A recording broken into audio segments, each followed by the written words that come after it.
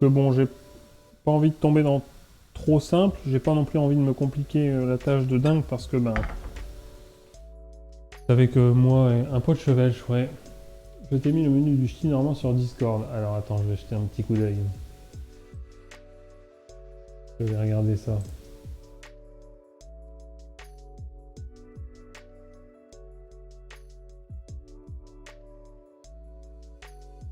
Ouais.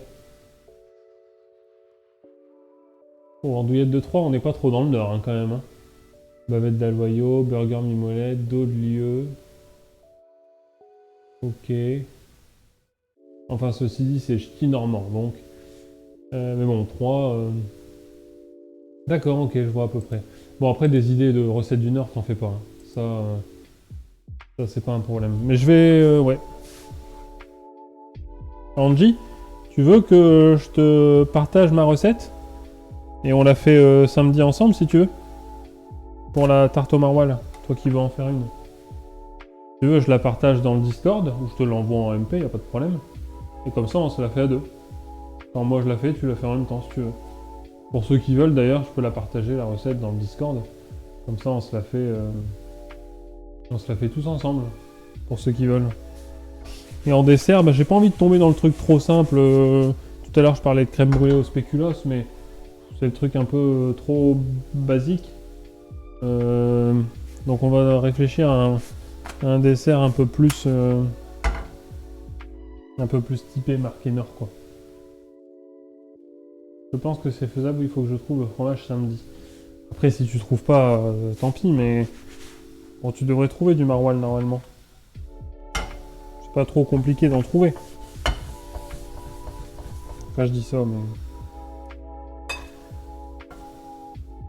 si c'est normal d'en trouver. J'imagine que c'est plus compliqué à trouver à Marseille, ou dans le sud. Marseille peut-être pas, c'est une grande ville, mais dans des petites villes du sud ou du sud-ouest, mon fromage préféré devrait en avoir, oui. Ben, ton fromager préféré ou ton fromage préféré devrait en avoir, oui. Ton fromager préféré devrait en avoir, ben j'espère. Tarte au sucre, ah tarte au sucre, ouais c'est vrai. Tarte au riz, couilles de Suisse. Ah les faluches, c'est des pains bagnas. Ben ouais, mais en fait, dans le resto où j'avais été, là, par ici, ils faisaient un peu faluche, pizza, mais enfin, je sais pas comment t'expliquer, mais c'était une tuerie.